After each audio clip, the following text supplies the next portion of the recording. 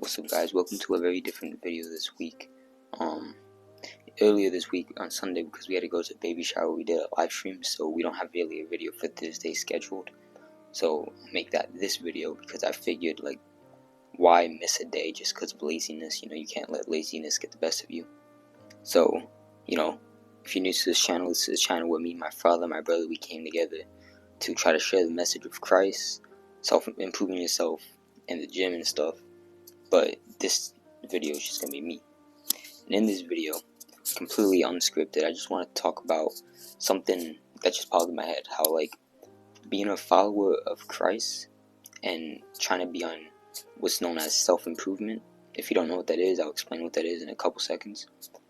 It doesn't really 100% mix up, So self-improvement is basically the idea where you're improving yourself. It's just like how it sounds like. You're focusing on yourself instead of doing what all these other people in the world are doing, playing video games, watching YouTube nonstop, TikTok, all that stuff. Instead of doing all that stuff, you're instead focusing on yourself. You're trying to improve yourself. Now, this is by means of reading, learning from other people. You got meditating, journaling.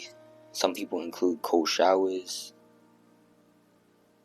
So it's all this stuff combined to basically try to switch the way that you've been programmed by this world for the last 10 years.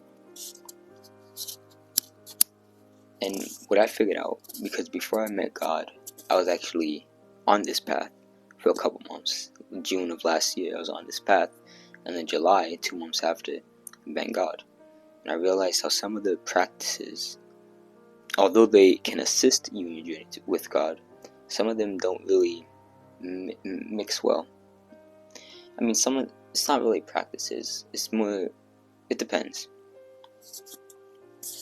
For example, one thing I realized as soon as I started following God is that when I meditate, I'd have to meditate on God instead of just meditating on my breath. I mean, I don't really know. You guys give me your opinion in the comments, but that's one thing I noticed. And another thing is, now you gotta wake up earlier. So instead of waking up and focusing fully on yourself, now being aware, you know that the better thing to do is wake up and focus fully on God. Wake up and read your Bible. So now that impacts my sleep and stuff. And it's all this stuff, and it's interesting the way it matches up. And one thing that really just came to my mind is how a lot of people in this self-improvement space, whatever, they work hard and stuff 7 days a week. And that is one thing that stands out to me, because you have Exodus chapter 31 verse 15 telling you, 6 days may ye do work, but in the seventh is the Sabbath of rest, holy to the Lord. Whosoever doeth any work in the Sabbath day shall surely be put to death. Now this involves going to church. My family and we haven't yet went to church. Hopefully I plan to. But it's telling us that just as God didn't work the full 7 days, he made the earth in 6 days and rested on the seventh. It's a disrespect to think we're better than him, and then to work all 7 days. He did that so he can show us how a work week should be. So when I got into this self-improvement stuff, I found myself struggling not to work. I wanted to do stuff on Sunday. I wanted to work, because that was the funnest thing I could do. But then now realizing what God teaches us, it goes against each other, I guess you could say. So basically I'm trying to say, another thing too, is that when you're in the self-improvement thing, now being a follower of God, it's kind of interesting to think how you're motivated to do things, because you might say that you're thinking for your future self, but realistically, how far in the future are you thinking? Because I'm following the one internal being. So if you're just thinking about your future self, you're only thinking 10 years down the line. Now Christ also tells us to live in the moment, which is another thing, that if you're just obsessed over goals that you're not doing, you're not living in the moment. If you're just obsessed with making $10,000 a month, you're not living in the moment, and that's the problem. That's the problem I found. You're motivated for this goal. You think you're happy. That's the trickery. You think you are happy, but you're not, because you're just trying to achieve goals that you've said you made. Alex Hormozi, he said this quote in a podcast. He said, you've already achieved goals that you said would make you happy. Now let that sink in. What was your goal before this goal? You've already achieved it. And that past vision of yourself told yourself, I'm going to be the happiest person alive if I can achieve this goal. And if I took 10 people and asked them, after they achieved a goal, asked them a month after, are they as happy as they thought they would be? And the answer would be no, because now they're striving for another goal, and they're not going to be happy until they achieve that goal. You know, this is another thing Alex Hormozi said. He said, we enjoy thinking about things more than we get them. That's true. That's true for all of us. We love to think about things. Thinking about things, it just involves more dopamine, I guess you could say. It just makes us more happy to think about getting something, think about achieving something, than when we actually do achieve it. What if we just enjoy the process, though? Live in the moment, enjoy the process. Now, Atomic Habits, you have James Clear going over this idea of enjoying the system, following the system rather than the goals. Now, goals are good to have because they can guide your life, put a direction in your life. But if you had to obsess over the goals or the system, if you had to obsess over what you want versus the process, I'd reckon that the process is probably better. I'd reckon that you should be happy every single day waking up reading your Bible, because of just how fun it is. I mean, many people think the Bible is boring. It's not. It really isn't. You're building your connection with one internal being. You're building your connection with Christ. You're building a relationship with the one being who's above all else. Deuteronomy chapter 32 verse 39. See now, chapter 32 verse 39. See now that I, even I, am Him, and there is no other God with me. I kill and I make alive. I wound and I heal. Neither is there any that can deliver out of my hand. That is the one being that you're making a relationship with. I heard this in another podcast.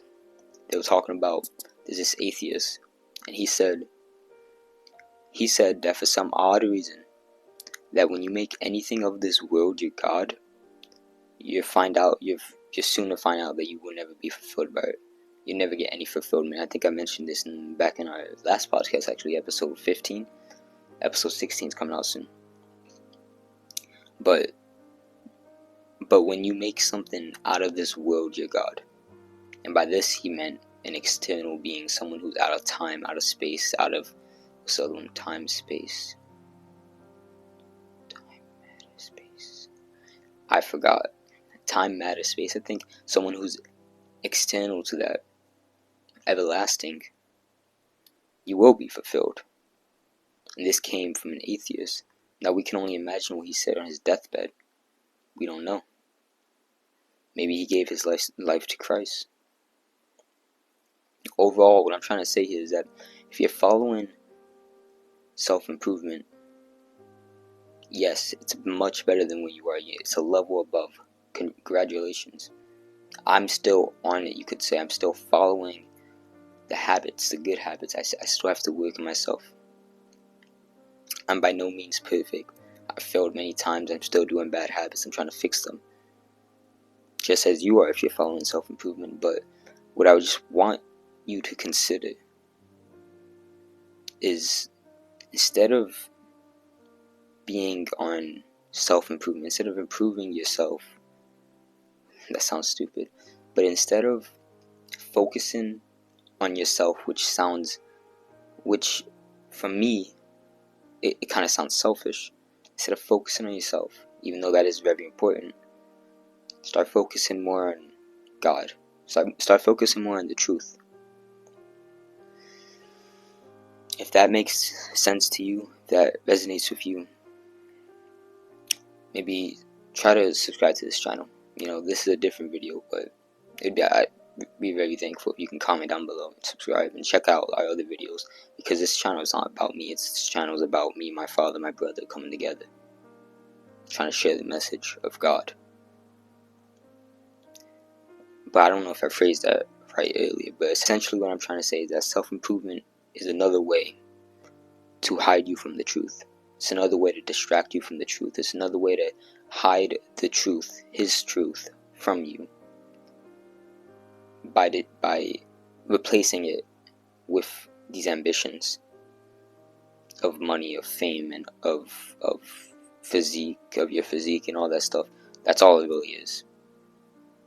I do think a lot of the people in this area, they are much better than a lot of the people who aren't, but I'm just trying to help you, if you are, that maybe you should consider trying to follow the one and only Jesus Christ, the Almighty Lord. That's about it for this video. Just nice and quick. Episode 16 of The Only Way podcast should be coming out next week. We're thinking about doing it on 2 topics. I gotta check what my brother and my dad want to do it on. It's gonna be either, is rewarding yourself a bad thing? I think that would resonate with you a lot if you're watching this video. And the fact that you can't serve 2 masters is gonna be on one of those 2. And if we do one, then we're gonna do the other another time. Be sure to check the channel down below, because once again, this channel is not about me, it's about us. Hit the like button, help us in the algorithm. Comment down below. Just thank you guys for watching.